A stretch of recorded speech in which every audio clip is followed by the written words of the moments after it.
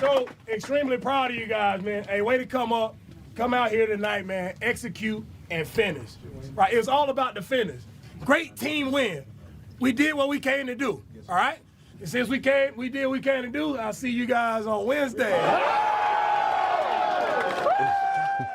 Are the Texans a legit threat in your mind, Coach? Yeah, yes, because of how they play defensively. Yes, because of the way they can just stifle people.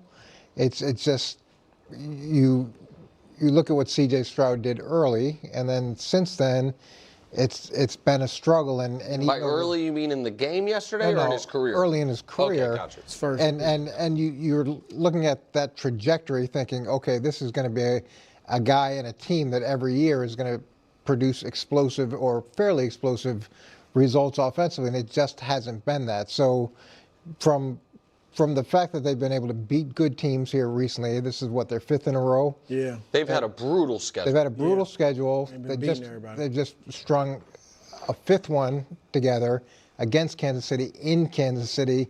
That momentum moving into the playoffs or into the late part of the season is really powerful. And any team that's got a defense that's as good as their defense, you've got a shot.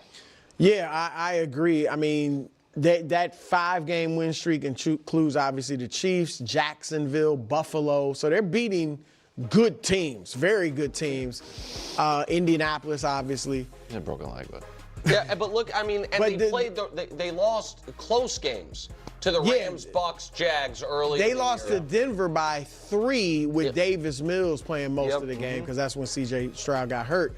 So, yeah, they're a very good team. Obviously, beating San Francisco is a good win. And Denver they're similar in that they got a great defense, but the offense is shaky.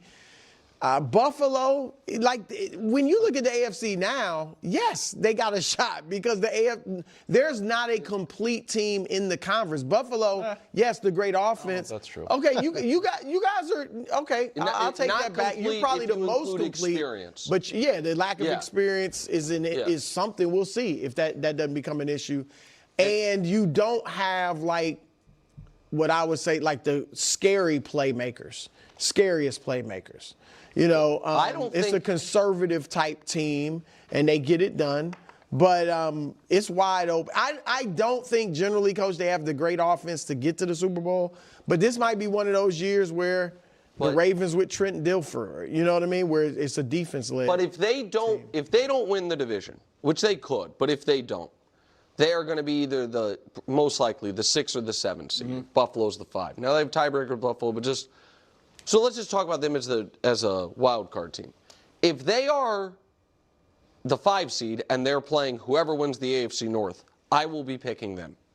And if they are the 6 or the 7 and they are playing Drake May in his first playoff start, or Bo Nix or Trevor Lawrence, this is where if I were a Patriots fan, I would prefer almost anyone than the Texans. Without a shadow of a doubt, the Houston Texans have firmly established themselves as a legitimate threat to any and every team in the American Football Conference. Let's confine our discussion to the AFC, as that is the pertinent landscape for the question at hand. Are they a bona fide conference contender? The answer is an emphatic and resounding yes. Considering the narrative of their season makes this all the more compelling. Recall the early stages, a cascade of losses, the promising yet inconsistent play of C.J. Stroud, and the overwhelming sentiment that perhaps the most prudent path was to continue losing, secure a premium draft pick, overhaul the offensive line, perhaps make another coordinator change. The season appeared to be a lost cause, a bridge to a brighter future. Now, observe the present reality. Witness the caliber of opponents they are dismantling. There's a certain irony in listening to head coach DeMeco Ryans articulate their success, emphasizing execution and, crucially, finishing. In my mind, I was poised to highlight that exact term, finish. And then he stated it himself with deliberate emphasis. I had to chuckle. It felt as if the mastermind of this elite defensive unit had plucked the thought directly from my analysis. It was a moment that underscored a shared football philosophy. Ultimate success is defined not by how you start, but by how you conclude.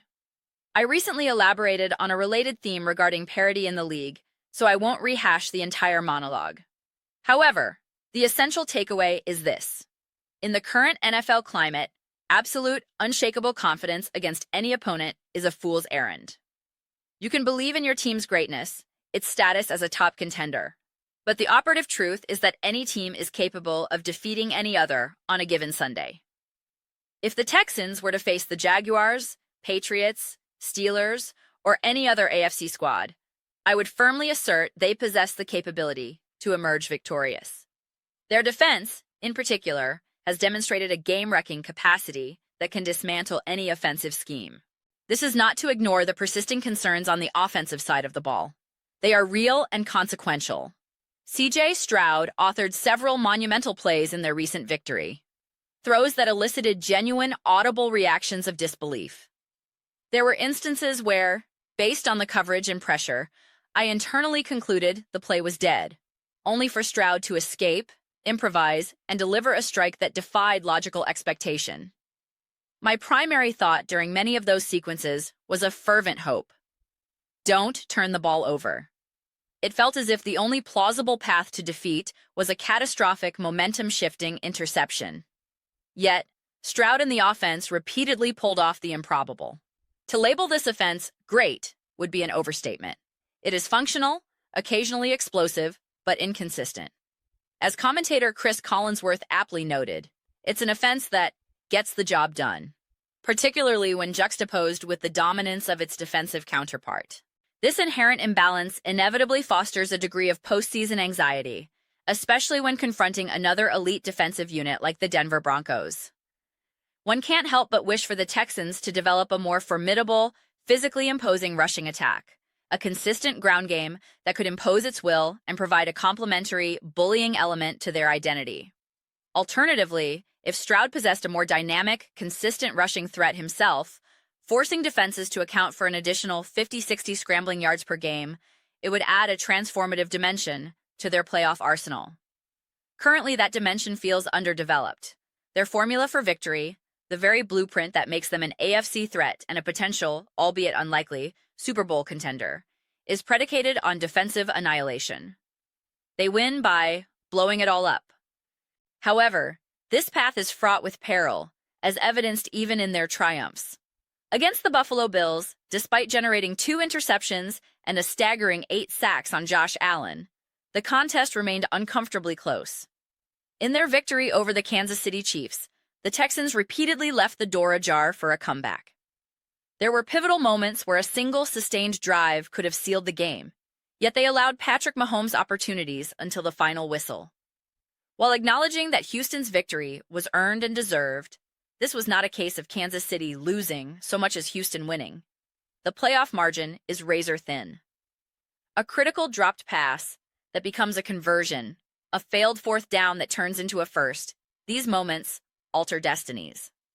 The Texans' defense exhibits remarkable resilience, but for sustained postseason success, the offense must cultivate a complementary toughness. They need the capacity to build a cushion, to engineer a methodical, clock-consuming drive that allows their ferocious pass rush to catch its breath. Collinsworth highlighted this perfectly. Convert a few first downs, force the opposing defensive line to stay on the field, and their relentless pressure inevitably diminishes. This offensive reliability becomes non-negotiable in the suffocating atmosphere of the playoffs. A significant advantage for Houston is the playoff experience now embedded within their core. C.J. Stroud is no longer a postseason novice. He has navigated high-stakes environments and delivered in big moments. While his perpetually calm, almost stoic demeanor can sometimes be misread as aloofness or nervousness, I've caught myself wondering, is he truly ready for this moment? His performance consistently confirms he is. It's simply his unique countenance. I remain a staunch believer that with adequate protection, a competent offensive line, and even a semblance of a running game, Stroud possesses the special qualities to be the franchise quarterback we anticipated. This season may or may not culminate in a championship, but his decision-making and playmaking under duress continue to validate his pedigree. A recurring, frustrating flaw, however, lies in game management, specifically regarding timeout usage. This issue manifested disastrously in last year's playoff loss to the Chiefs, and surfaced again in this recent game. Facing a delay of game penalty in a critical situation, the choice is binary. Rush a doomed snap or burn a timeout. In the playoff loss, they rushed. Stroud was instantly flushed, and the drive died in Chiefs territory during a winnable game. In this instance, they took the penalty. This is a direct reflection of coaching and quarterback maturity. In the cauldron of the playoffs last year, I defended Stroud. The chaos is immense for a second-year player. The onus then falls on the head coach to be sprinting down the sideline, screaming for a timeout to alleviate pressure on his young quarterback. Now, one would hope for growth. Stroud needs to develop the confidence and authority to recognize the moment and call the timeout himself. This is the right play. This play is too important to waste. I understand different coaches have different philosophies on timeout delegation, but the recurring nature of these costly procedural errors suggests it is an underaddressed aspect of their preparation. In the playoffs, these microscopic details have macroscopic consequences. This underscores my broader belief about the impending postseason, a theme I explored in my Packers analysis. I anticipate a tournament defined by breathless tension. Every extra point, every field goal attempt, recall the Chiefs' missed kick. Every single point will feel monumental. Every game, regardless of matchup, will likely be decided in the final moments, a suffocating, anxiety-inducing gauntlet. A defense as elite as Houston's is a primary catalyst for such a climate. Therefore, the imperative for their offense is to elevate, even marginally. At an absolute minimum, C.J. Stroud must become an elite game manager. This is not a pejorative term. It is a foundational skill for every all-time great quarterback. Tom Brady was a masterful game manager.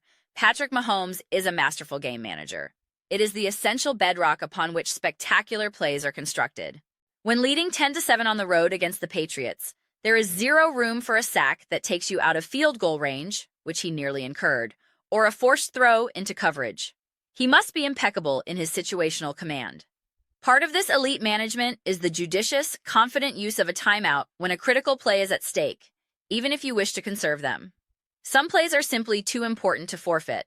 This philosophy aligns with a point made by Kurt Warner, which provides a fitting conclusion. Warner often challenges the overemphasis on third down, arguing that every down holds equal importance. A monumental play on first down is just as valuable as a conversion on third down, because it fundamentally alters the drive's trajectory and the defensive strategy. While conventional wisdom, as echoed by some analysts, prioritizes third down efficiency, Warner's perspective is illuminating. A big play is a big play. An important conversion is an important conversion, irrespective of the down on which it occurs. For the Texans, achieving offensive consistency on every down, coupled with flawless game management, is the final piece required to transform from a dangerous threat into a legitimate championship favorite. Those are my comprehensive reflections. I am very interested to hear your evaluation. Do you believe the Houston Texans have solidified their status as a legitimate AFC championship threat? What are their most significant strengths and the vulnerabilities that could derail a deep playoff run? Please share your detailed thoughts in the comments section below. I read every single comment. Whether you find yourself in agreement with my assessment or hold a contrary viewpoint, let's engage in a substantive, passionate discussion. Let's debate the intricacies, but ultimately, let's enjoy the collective analysis of this compelling sport. If you appreciate this style of in-depth, nuanced commentary, please consider subscribing to the channel. We are actively building an incredible community here, dedicated to genuine connection and intelligent football discourse, and I would be absolutely delighted to have you participate. I aim to foster a space where we all feel authentically connected and excited to contribute. I believe we are making significant progress toward that goal. Please don't forget to give this video a thumbs up, as it genuinely assists with visibility and helps this conversation reach a wider audience. Thank you so much for your time and for engaging with this analysis.